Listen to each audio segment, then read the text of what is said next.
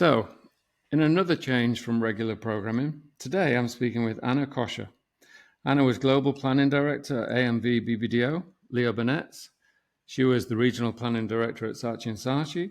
Essentially, she was a shit-hot planner, basically, and she's worked at some of the most amazing agencies around. But today I thought it'd be really interesting for her to tell us how she took a different path, having been forced into the Badlands a few years ago. I thought her story would be useful and interesting and maybe helpful for other people in the Badlands thinking about how they could move into something else that they truly love. So she's going to give us her story on how she's transitioned into her new role as a leadership coach, specializing in helping other highly experienced women find their passion and new careers. So please welcome Anna Coscia. Anna, how are you? I'm good. Hi, Jared. Hello. Excited to be here.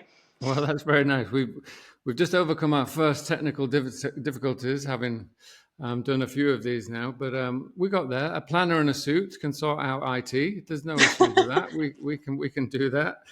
We didn't have to Yeah. call someone. We didn't. Usually, we would have just called someone from IT to come and fix this. The presentation's starting, and we can't get the I presentation working. know. We've been there too many times. So look, thank you for doing this. I appreciate it. It's a slightly different episode to what I usually do, but what I found interesting is speaking to people who aren't necessarily trying to get back into advertising and marketing, like a lot of my Badland guests. But I think it's useful to speak to people who have a slightly different take or some views on how you can take your skill set and apply it to other things, which is something you've clearly done. Yeah. Anna and I know a bunch of the same people. Clearly, she's worked at a lot of amazing agencies, so we know a bunch of the same people. And someone put me onto Anna in terms of what she was doing in terms of LinkedIn and her voice on LinkedIn and the kind of work that she's trying to do with other highly experienced women, be it from advertising, marketing, and the stuff she's doing in her new coaching role. And it was when we first spoke, and it was clear that you'd gone from advertising into this new thing. And, I'm in this weird journey at the moment of trying to get back into advertising, but equally looking at other things. And I think a lot of my guests, like I'm a talk show, a lot of people I've spoken to are also in that kind of phase of, well, I'd love to go and do X, Y, and Z back in marketing or advertising, but what else can I do? And you've clearly done it. And, you got to the top of the planning tree, as it were, being the global planning director at AMV BBDO. But now you're a leadership coach. So it'd be great if you could give people, my millions of listeners, as the joke is wearing thin, a bit of a career summary, how you journeyed from Italy into super global roles and then into your new role as a leadership coach. So it'd be great for people to understand how you did that. Yes, sure. And I hope we won't have any more technical issues. Well, you never know, right? With a planner in a suit, we still may. We still may. I hope that my audio is going to be okay now. It's okay. We can hear you perfectly. You just shout. Yeah, you shout if there's any problem. Of course. So my career, obviously, I worked in advertising for about 28 years. So it's a long career. Yeah. As you said, I started in Italy. It was J. Walter Thompson. I was a very, very junior account executive. And I was lucky enough to work with a couple, especially one English planner, because planning and strategy were not big in Italy at the time. So the few planners we had were more researchers than planners. Right. So I worked with this planner. He really liked me, so he kind of used me as an assistant, and he was the one encouraging me to move into strategy. And so I decided, what's better than London to do that? So I came to London at 32, so a bit older than normally the age that people come over. And it took me a little bit. I came over again in account management, and then I managed to get into planning, which I love. The funny thing is that when I first came over and I was with a headhunter, I remember going to her office and she sat me down in a room with a bunch of APG Awards books. And for me, they were amazing. I started reading them and I thought, oh, these planners are so great and the stories. And I was really in awe of the stories, thinking I'll never be there. And then you cut to a few years later, and I had the chance. I was working on a lot of brands where winning something was quite hard. A lot of sort of maybe Procter and Gamble, big global brands, and then I managed to actually achieve that dream with Always Like a Girl, being the lead planner on it. I got my APG awards, so that was Nice. great. And then I just continued, as you said, mostly in big global agencies, international agencies. And then only my last one was quite a big change. It was a small independent agency called Quiet Storm. So this is in brief 28 years of sort of my experience in advertising. You And then must there's have been a made a change. lot of, I can imagine you made a lot of presentations in that 28 years. Yeah, I did. I did. In my last 5 years, there was a lot of pitching. Right. But yeah, a lot of presentations, a lot Yeah. PowerPoint genius you become. Yes, a lot.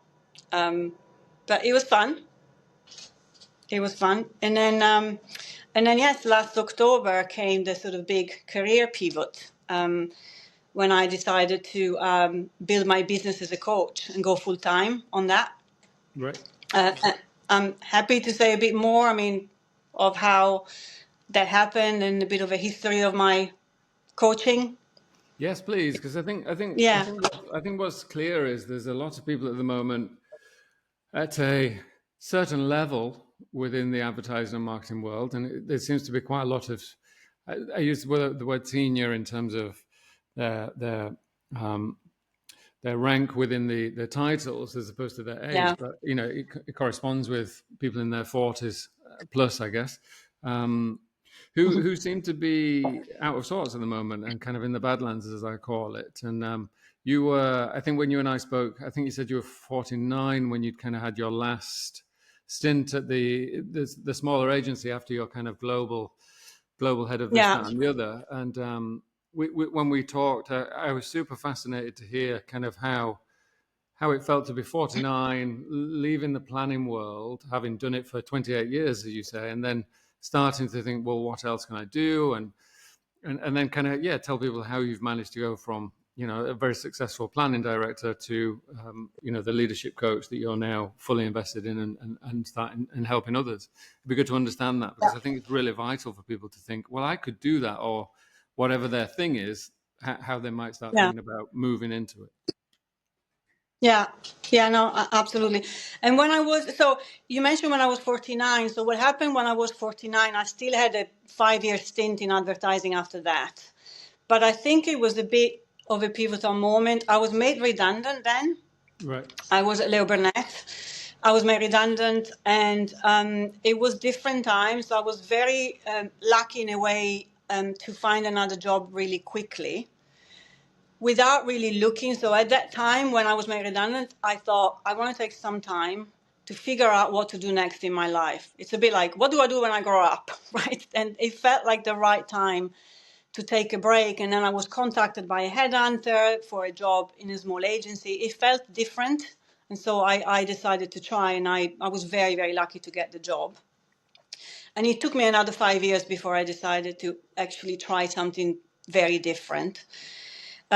What happened when I was made redundant, though, and I think it started before. So in 2017, I lost my father.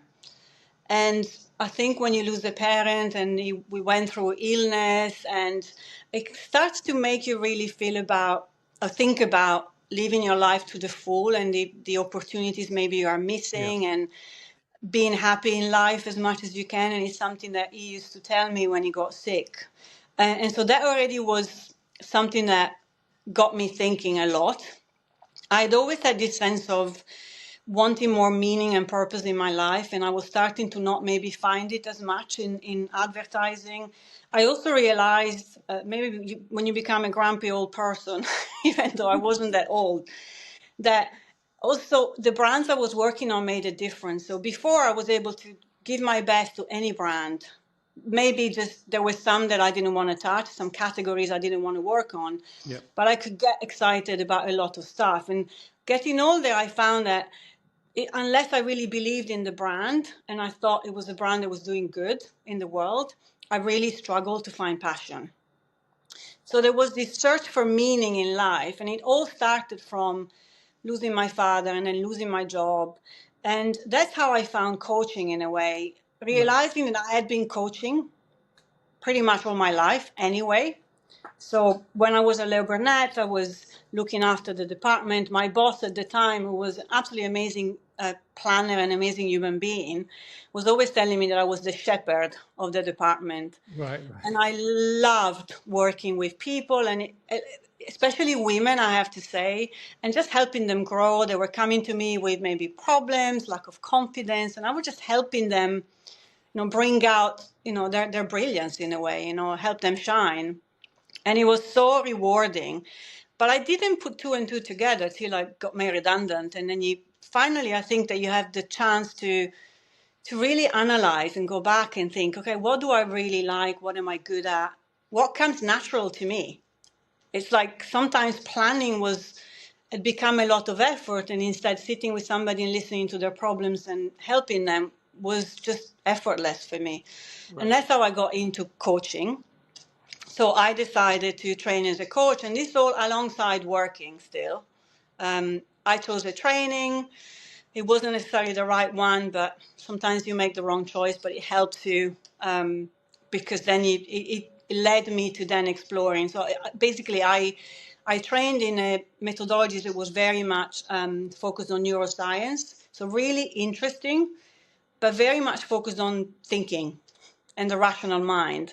Right. And I am not very rational. I mean, nobody is really.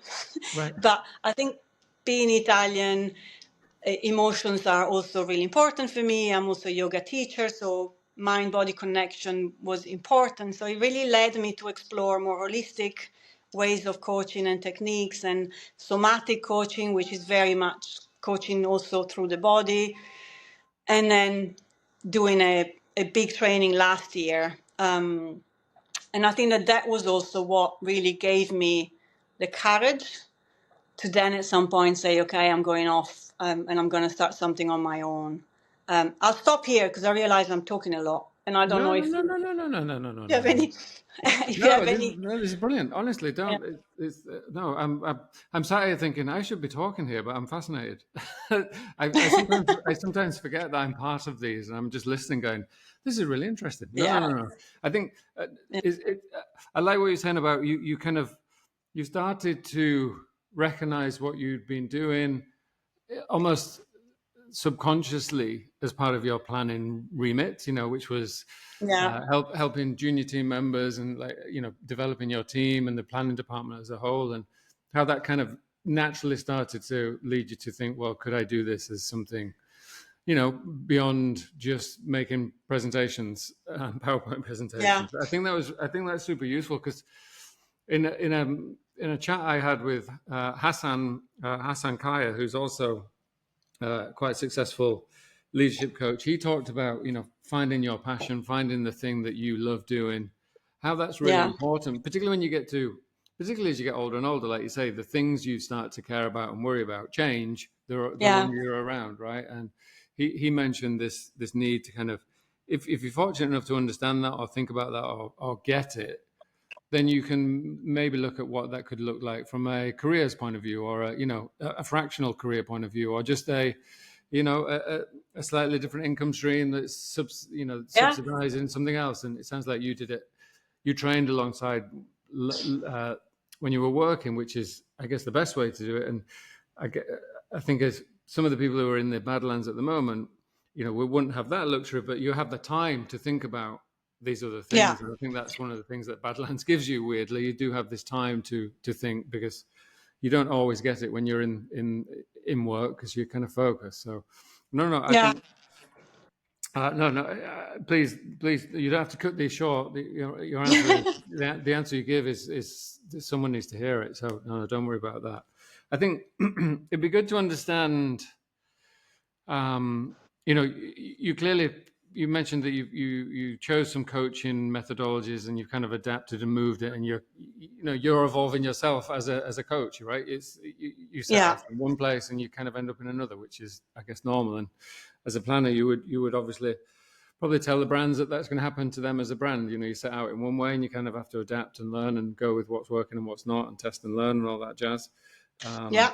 so it's an important part of it. But I guess, was there short of your father and all the things that kind of led you to start thinking about this pivot, your time in advertising when it was coming to an end, beyond the passion maybe not being there, and clearly you had a love of looking after your teams and developing people and their skill sets and things. Was there other factors? I mean, you were made redundant, and how did you find it as a? I would never dream of telling people your age, Anna. But how did you find it as a woman with such experience? Was there resistance to coming back in? Were you forced to rethink, or was it purely you know what, I'm going to go and do this, or was it a little bit of both? Because I think it's something that keeps cropping up. It keeps coming Yeah. up in my conversations, both privately and a couple of times on these episodes. I was out with an ex-client of mine for lunch the other week, and she's adamant that she's done in her particular industry, the fashion industry, and it just blew my mind because she's amazing. But she's coming up against a lot of resistance based on her age, and there's a fine line between age, experience, the value and the cost of someone with all that experience versus someone younger who's maybe not as expensive from a cost point of view. And do you have a point of view on it? Did you experience it, I guess, is what I'm asking in a polite way, without saying because you were Yeah. this age. No, I have no problem. I'm 55. I have no problem in saying my age. No way. Oh my God. Um, yeah, and well, it's interesting. So when I was made redundant, so that was before my experience is probably, and my story is slightly different, because when I was made redundant, I was really thinking about leaving advertising, and I just wanted to find something else, and then I got back in, as I said, because I wasn't looking for a job. Yeah, Also, yeah, okay. the other thing is that headhunters were telling me in the very beginning to not interview, because redundancy can make you feel very insecure. And I am speaking to a lot of people who've been made redundant, and I can see that. Oh, And so really? they say, yeah, I can see that. And I'm speaking to a lot of women, and what is coming up is a sense of failure, shame. You really feel that there's something wrong with you. It's a loss.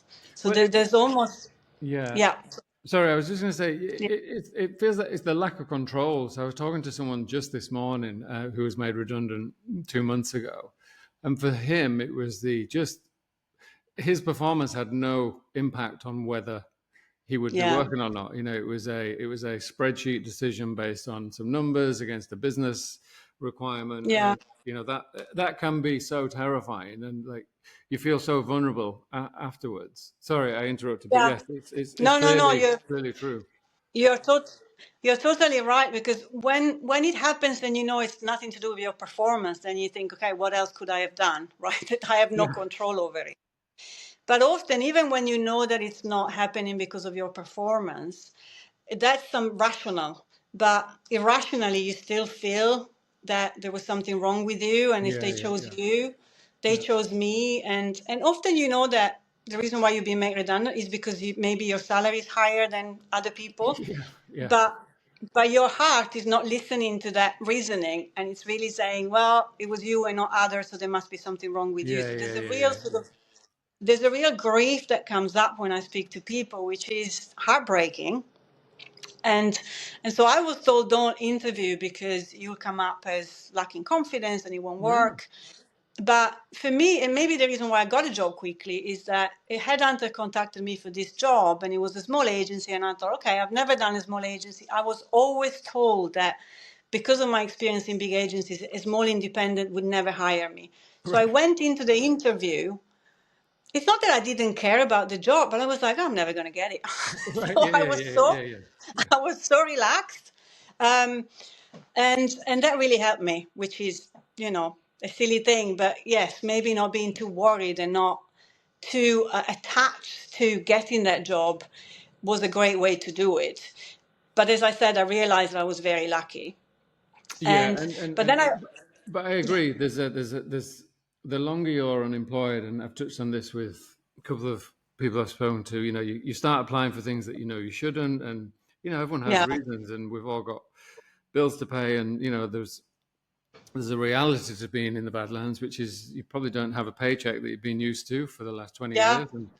But you're right, you can come across a certain way if you're kind of holding on too tight a little bit. And it sounds Yeah. like you found that sweet spot of just being, it sounded like you were already probably starting to think you'd be doing something else, which is Yeah. quite a nice, what that was or how hard it was going to be was probably not apparent. But I think I was at Madfest earlier this week, Mm-hmm. on Tuesday, and I was having a few conversations with a few friends and people that I'd spoken to, and clearly, if an agency wanted me to come and work tomorrow, I'll come and do it. But I'm equally now focused on.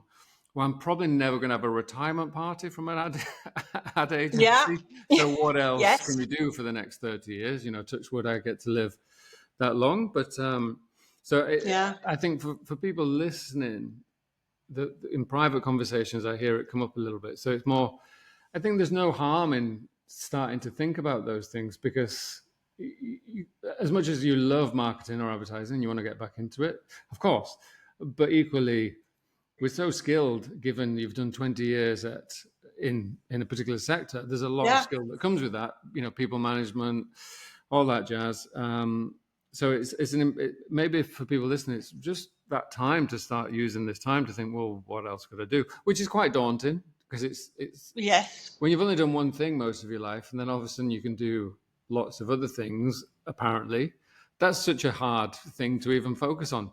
Um, Yeah. do This. you have any views on that? Like, what would you advise Yeah. people to think about when it comes to what else they could do? Yeah. It's so hard, and I know it's a big question, and it's fine if you can't. It. No, no, no. There is a lot to unpack in what you said, and all very true. Um, I think that definitely. I mean, what I'm seeing, and in my case, yes, it's very true that I already knew deep down that I wanted to do something else at some point in my life. And as you said, also, you don't get to retirement in this business. No. So whether you want it or not, you need a plan B. Unless you're lucky, but most people will need a plan B. And that is very, very true. What Hassan said, you mentioned about really taking this time to find maybe your purpose, to look at what you're good at and your strength and your passions, and do a bit of a journey, which often you don't do by yourself. So I did this with a coach, for example. You need sort of some help in that. And then also realizing how many, as you said, transferable skills we actually have. Yeah. Right. So we learn a lot working in advertising. I'm a strategist. I had so many skills that I could transfer, but you don't almost see that. This is one of the most difficult things, is that you identify so much with the job that you've done, that when you're not doing that anymore, it's really difficult to see yourself in a different role. And leaving that identity behind is really challenging. Yeah, Um, the identity part's a huge thing, and yeah. yeah, I hadn't really, it hadn't really occurred to me until a few months into this kind of process. Like, well, and I'd met someone new through a colleague of my wife. They were like, "Oh, what do you do?" And I was like, Yeah. "Nothing right now." It was just, before I would have just answered, "I work in advertising," and I felt weird saying, "Oh, I work in advertising," when I wasn't, But that's all I'd done, and I'd kind of lost I didn't know Yeah. how to answer them, and I just made some bullshit and kind of pivoted on something else. But you're right; it becomes, your identity is weirdly attached to what you do, and I understand why, and it's not a bad thing. But equally, then thinking about what facets of that identity are transferable, and working with people like you said you did it with your coach, but equally, people now could do it with you, to start to Yeah. unpack what that looks like or what that might be. And I've done it, and there are some really interesting exercises. What I found hilarious was I got quite a few things that I shouldn't do based on my Yes. personality type, and which I just found hilarious. I was like, well, I could have saved some time. Yes, clearly I'm not going to be a teacher. Clearly I'm not Yeah. going to be a school teacher. But so I think it's as daunting it is. There are ways of unlocking it through Yeah. working with people like you. So Yeah, there are, and as you said, it's it's almost this time in the middle. Sometimes it's called the messy middle in transitions, right? So Right. you have an ending, which may not be a definite ending, there may be a way to go back in. But at the moment, there is a door that closed, and you are in this messy middle situations where you don't really know who you are anymore. Ah, I love that. And Messy as you middle. and as you start to almost think about, okay, what else could I do, and rebuild yourself, reshape yourself, it's very scary, even though it could be fun. It could be, I think it has to be an exploration rather than, if you go in and think, oh, it's daunting, it can be quite paralyzing. Right. And then what you try and do is go back and knock on that door that closed, saying, please get me back in, Yeah, yeah, yeah. rather than say, okay, let me go through this, and maybe it's uncomfortable, but then there may be other doors that open up. And I've often seen people then doing something that was even more fulfilling. But you have to go through the pain. And it looks like these days the situation is more painful than it used to be. Yeah, and it's probably not a straight line either from one to No. the other, right? And I think that's what's equally daunting. And there's the whole Yeah. drama of thinking, well, I'll maybe be back at the bottom of this next thing, whereas I'd kind of risen to the bottom of the top of one particular industry that I've just been kicked out of.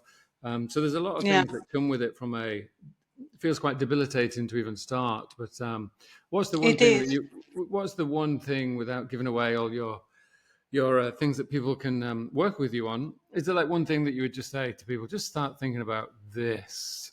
Just even what's the first little step? Is it just taking some time and thinking about what you love, or like There's, what would I be would one say little thing? two things, because I don't mind giving away things. Well, yes, there is a set of questions in every, coach or trainer will have different methodologies, but often looking back at what you loved doing as a child, so which is before you were conditioned to be something. You Wow. have to find a stable job. I remember in Yeah. my family, I loved writing, but writing or anything creative was seen as something that you can do as a hobby, but you Right. need to find a serious job, right? That's So amazing. even going into advertising was a bit of a rebellion from my side, because my family is a family of like teachers and academics. So Right. I was the weird one. Nobody ever understood what I was doing. Um, so there is stuff like looking back at that. It's also very interesting to see what are the things that you do, like TV programs that you love, watching. Like I loved Unreported World, anything about human rights. Right. It's weird. But what are the things? What are the books that you tend to read? What's the book you would love to write? So there's lots of questions that can help you see what are the things that you naturally tend to enjoy. Because the key thing is joy. What gives you joy? Right. This is not about, forget about, even though it's important, forget about making money and the family for a moment. Just forget about all the responsibilities and look at what brings you joy and what lights Oh, up that's your amazing. heart in a way. So there's Yeah. lots of exercises you can do. But there's another thing that is deeper for me, that is something that it was key for me to then decide at the end to part ways with the agency I was with, beyond the fact that there was a voice inside of me that had become impossible to not listen to. Right. I was just, yeah, I was getting physically sick.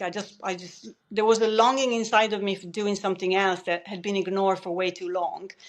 But what I did, and it was through the training that last year I did an amazing coach training. It was very holistic.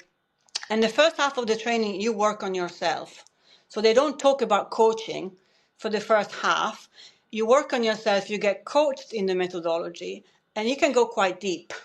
I Right. think I did go quite deep.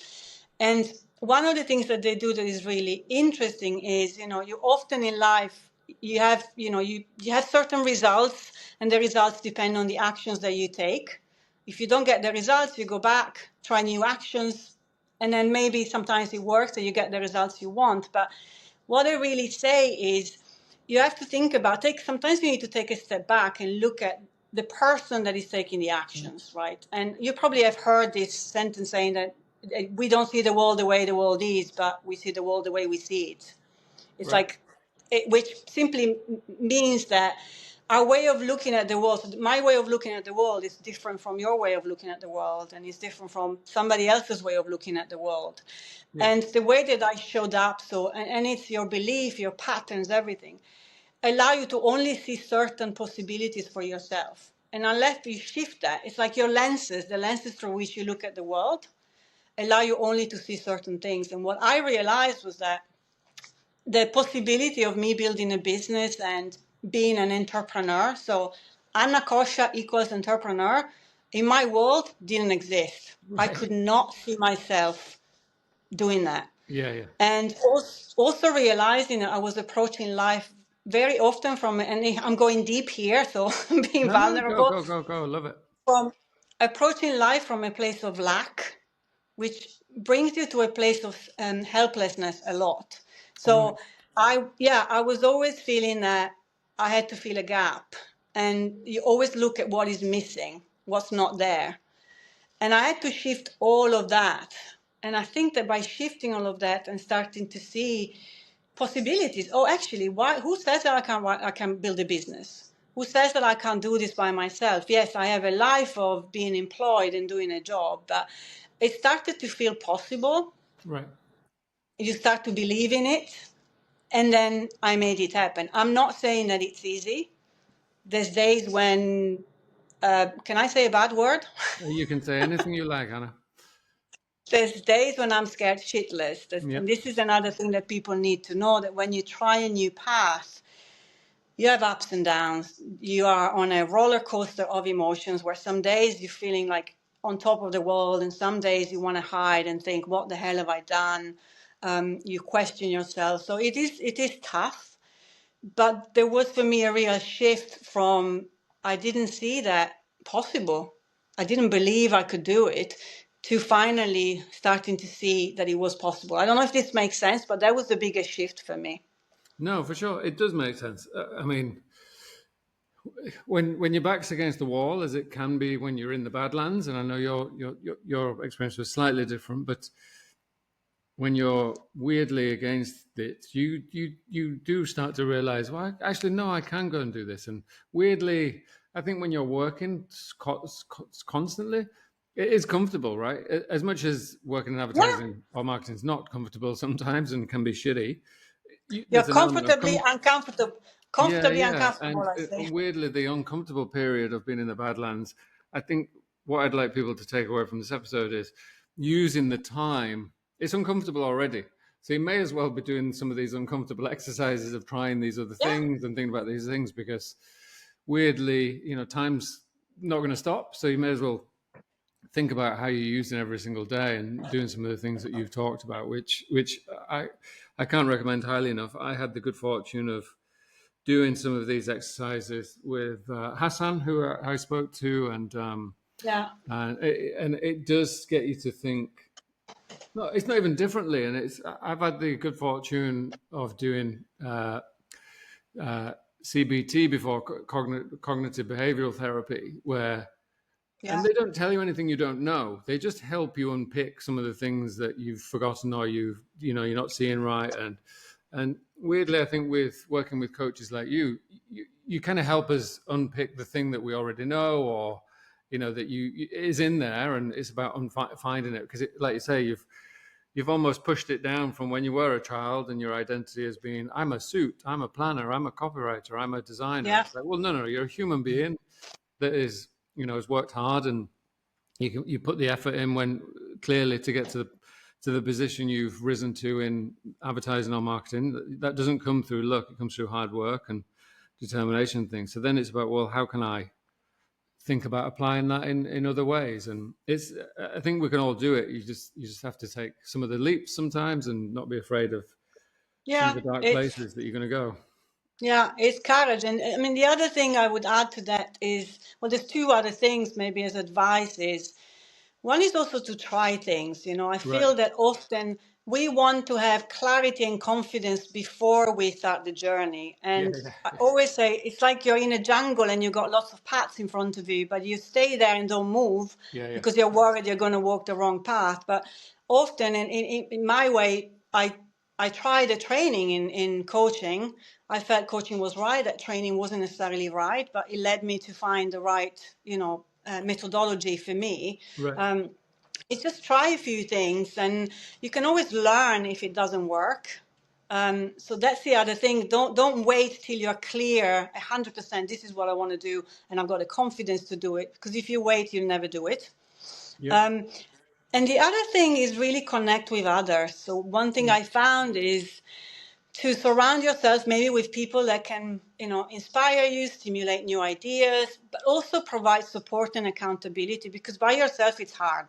Yeah. Yeah. Yeah. So whether it's a coach, obviously I'll always push for a coach because I am a coach, but it's not just that. It's even connecting with other people. And you're doing it brilliantly in this podcast, sharing Yeah. Thank stories you. where you can not only you don't feel alone, but you could connect with people and keep each other accountable and, help each other on the path. So that's also, for me, was very important. Well, yeah. Look, there's a weird thing that's happened by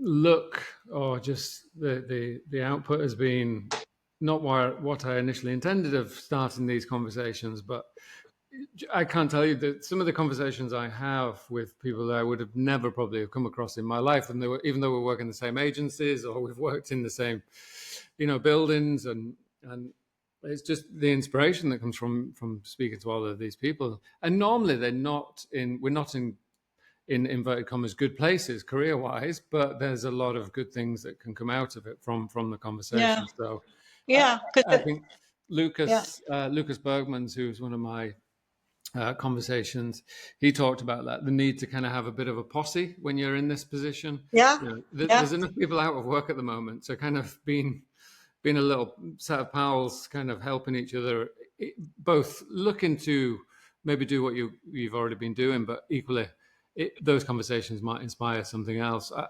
I bumped into David Byrne, who I interviewed for. I'm not interviewing people who I spoke to at the very beginning of these podcasts, and I met him in person for the first time on Tuesday, and we had a great chat. And he's then put me in touch with someone else who there might be a thing in it. It's just that serendipitous nature of opening up doors comes through, opening yourself up to meet new people, and you kind of yeah. explore different conversations with different people. But and it's also, I know there's something I shared with you that I want to share here. It's also because a lot of it is also believing in yourself, and believing that you can do something different. That you got the power to do something different. I think I mentioned to you that metaphor that is attributed to Jung. Yeah. Not sure if it was him, but it said that when we're born, we inhabit a villa, so we are like a villa with lots of rooms. And then growing up, for some reason, you start seeing maybe parts of yourself that, I don't know, maybe they're not appreciated or they're not useful, and you sort of start to close lots of doors, and you end up living in one room. Right. And I think that a lot of this is also knowing that there's many other rooms that you can explore. Yeah. It's just about opening them up so you become your big villa again. And there is a bit of that in this process is discovering other sides of you. That maybe, obviously, in your job, you were doing something, you had an identity, but there's so much more. But it's, as you said, it's scary, it's hard, it's a lot of effort. Yeah. But it can be incredibly rewarding when you do that. No, for sure. And my biggest thing has been just not being worried if it doesn't work out, because what's the worst that could happen? Nothing. You're in no worse Yeah, position than before you started, right? Particularly if you're in the Badlands, so you may as well give some of these things a crack, because you never know, right? And I think that's an important thing. yeah. Just if there was one piece of advice that you could go back and give yourself as you embarked on your kind of transformational journey into Anna, super leadership coach, versus Anna, super head of planning, what would that one bit of advice be that you'd give your slightly younger self? Probably it's a double Go advice. for it. It's to connect it. It's to believe more in myself Right. and put myself out there as a coach earlier on, because I Right. do really think that because I was scared, because it's such a different way of being when you're building your business versus working Yeah. in terms of selling yourself. And because I was very scared of it, I often, partly, how hard work advertising is. I was doing Yeah. lots of pitching, so it's not like you got a lot of time and energy left. But I think I used it a bit as an excuse Right. Right. for Right. not putting myself out there. And I think that if I had done it, I probably would have been a bit further ahead when I then got to a point where I did it full time, when I became a coach full time. So it's just not to be scared and get out there and find your voice. It's the advice I said. I said, don't wait to be clear and confident before you do it. But I didn't do it. I Yeah. didn't do it So, then. no, well, that's great. Yeah, it's like just get on with it. We're also good and confident at work, or most of the time. There's still things, even as you progress up the career ladder within the advertising and marketing industry, that's still daunting from time to time. Oh, yeah. Big pictures, big presentations. That as much as you do them, they still can get you going. But Yeah. I genuinely believe if you can present stuff to people in a room where they're it's an utter lottery around subjectiveness. Will they like this? There's no right or wrong answer in advertising. There are opinions and there are ways of answering a particular business problem through creativity. If you can Yeah. stand up and put your heart and soul into trying to sell some of those things, there's no reason you shouldn't do that for yourself. Yeah. You're the most important brand is yourself. And I think one of the things I've been thinking about is some of the things you try and get your clients to do, test and learn. Let's try this, do this. Yeah. Every day you're telling them to do it. And then you kind of have to turn it all back on yourself. It's like maybe the advertising industry is a brilliant 20-year university Yeah. course to then turn yourself into whatever it is you want to turn yourself into, because there's Yeah. all the things that you could possibly need in there from a building Oh, businesses, yeah. selling products, building a brand, building reputation. It's what we do day in and day out. So 100%. It's just slightly harder to do for yourself. yeah, it is. And someone else is normally paying when it's a client, but apart from that, Yeah, exactly. um, If you could pay yourself, it would be perfect. it'd be amazing, wouldn't it? Yeah, it'd be amazing. Well, It look, would be. Anna, I can't thank you enough. I've loved talking to you offline. Your story is super inspiring. I know I would have enjoyed working with you in an agency, Yeah. given your skills in strategy and planning and things. I know we would have had a good time. I don't know, we would have dealt with the IT problem seamlessly, like we did when we started this Yeah. particular podcast. We're Um, pros with technical exactly. issues. So clearly, when I put this out, I'm going to link you and I'm going to get people to know who you are and things. My millions of listeners. But how can people get in touch with you? Is there a what's the best way for people to get in touch with you? Because I think there's a lot of people out there that could use a session with you and just a bit of an exploratory session. I know you do group sessions to help with like costs and things, given it's challenging at the Yeah. moment. So is there Yeah. Yeah. what's the best way for people to get in Well, touch with you? yeah, I would probably say the best and fastest is really LinkedIn, and DM me.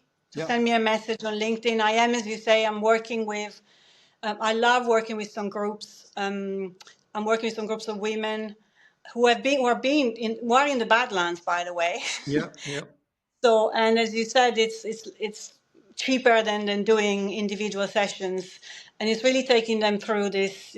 First dealing with the grief and the sense of loss, and then going through a process of reinvention and finding the confidence Amazing. to either reinvent themselves or to go back in. You never know. Or I work with individuals. I'm fascinated by change and transitions because I have experienced a big one, but I think that in life, any promotion, change of job, change of agency, change of company, it's a transition. So Yeah, working with people and helping them really sort of stretch the boundaries of who they are in those transitions is another thing I'm very passionate about. So if people need help, obviously I'm here. But LinkedIn is the easiest way. Unlike many people, I tend to answer messages. nice. I am.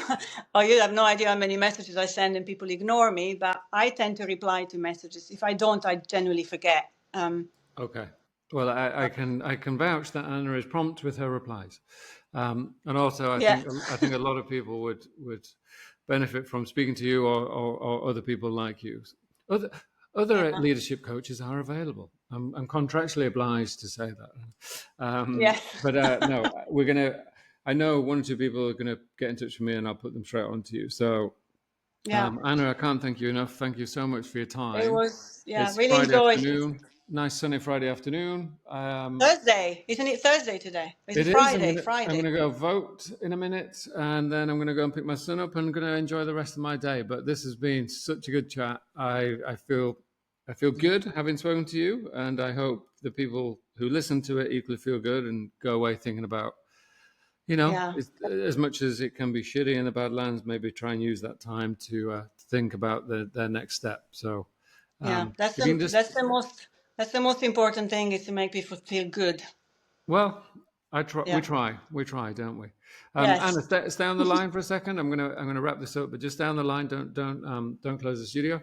But thank Yeah. you for listening, everyone. I'm gonna post Anna's episode pretty soon, and then yeah, people can get in touch with her because it's a super valuable service. So, Anna, thank you so much. Thank you for your time today. I really appreciate it. Thank you.